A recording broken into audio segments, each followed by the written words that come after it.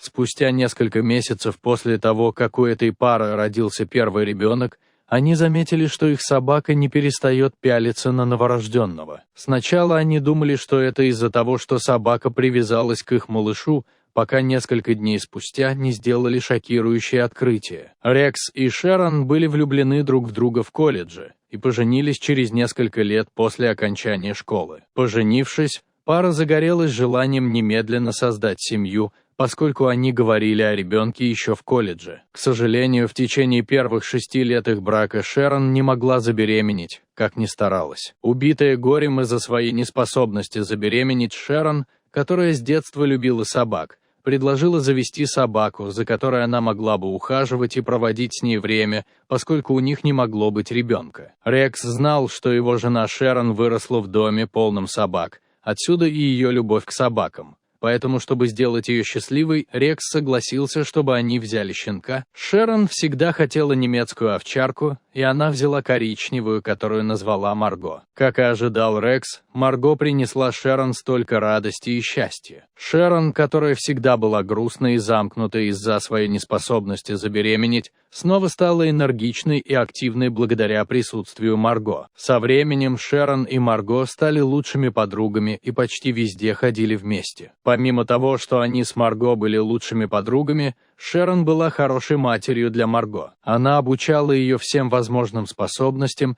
и дарила ей любовь, как дарила бы своему ребенку. В последующие 2 года между Шерон и Марго установилась неразрывная связь, и к этому времени Шерон уже отказалась от возможности завести собственного ребенка. После почти 8-летнего ожидания в один прекрасный день Шерон заболела. Даже не думая о возможности беременности, она отправилась в больницу на обследование. По прибытии в больницу врач попросил Шерон объяснить, как она себя чувствует, и Шерон объяснила симптомы, которые были похожи на симптомы беременности. Когда врач услышал их, он предложил ей тоже пройти тест на беременность, на что Шерон сначала не согласилась, потому что не хотела обнадеживать себя. Когда пришли результаты, Шерон с удивлением обнаружила, что она на 3-й неделе беременности, о чем она не имела ни малейшего представления. Обрадованная известием о своей беременности, Шерон немедленно позвонила мужу и сообщила ему эту новость. Это был первый раз, когда она действительно забеременела за 8 лет их брака,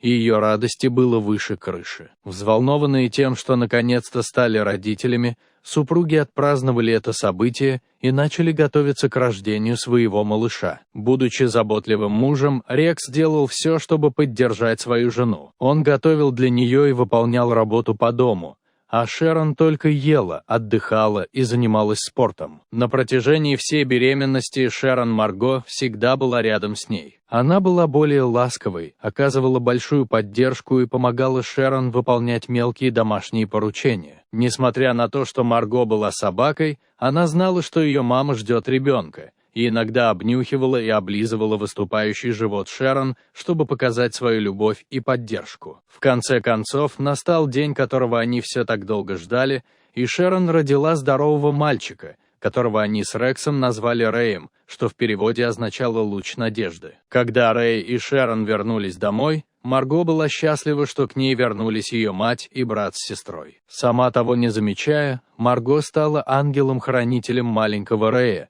и ее всегда видели сидящей или лежащей рядом с Рэем. Из-за тесной связи Марго с маленьким Рэем, члены семьи и друзья, которые навещали Марго и Рекса после рождения Рэя, проявляли беспокойство и дискомфорт из-за того, что Марго так близко подходила к Рэю. Они утверждали, что Марго была немецкой овчаркой, а такие собаки, как она, опасны для младенцев, особенно когда их оставляют одних без присмотра. Они считают, что Шерон и Рекс рисковали жизнью своего ребенка, оставляя его без присмотра с Марго. Несколько раз Шерон пыталась защитить Марго. Она сказала своей семье и друзьям, что Марго хорошая собака, и она никогда не причинила бы вреда Рэю, потому что была хорошо выдрессирована. Но члены ее семьи по-прежнему были против этой идеи. На самом деле свекровь Шерон, которая также очень беспокоилась о своем внуке, предложила Шерон и Рексу выгонять Марго из дома, когда Рэй остается один,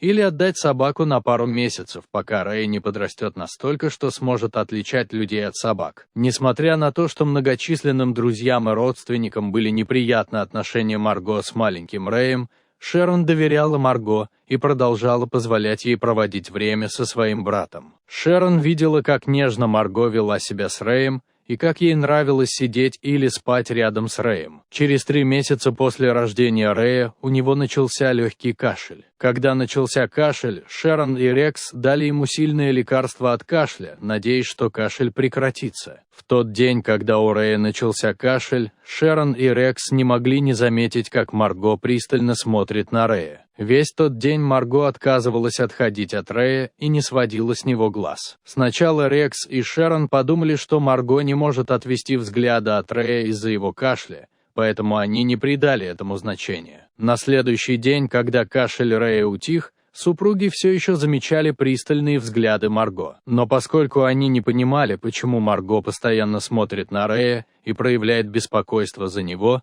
они просто игнорировали ее, полагая, что она просто занимается своими собачьими делами. Только на 4-ю ночь после того, как у Рэя начался кашель, Марго сделала нечто необычное. После того, как Рекс и Шерон уложили Рэя спать, они разошлись по своим комнатам, оставив Марго, как обычно, присматривать за ребенком. Около 11 часов 40 минут той ночью Шерон и Рекс проснулись от агрессивного лая Марго, которая царапала дверь их комнаты. Испугавшись, что с их малышом случилось что-то ужасное, Рекс и Шерон выскочили из постели и побежали прямо в комнату Рэя. Как только они добрались туда, Шерон поняла, что маленькому Рэю очень трудно дышать, и именно поэтому Марго попыталась разбудить их. Не теряя времени, пара отвезла своего малыша в больницу. И после обследования у Рэя обнаружили болезнь Крампа. Это была вирусная инфекция, от которой страдали дети, и на пике своего развития она могла вызвать проблемы с дыханием. Врач даже сказал, что все могло бы стать еще хуже,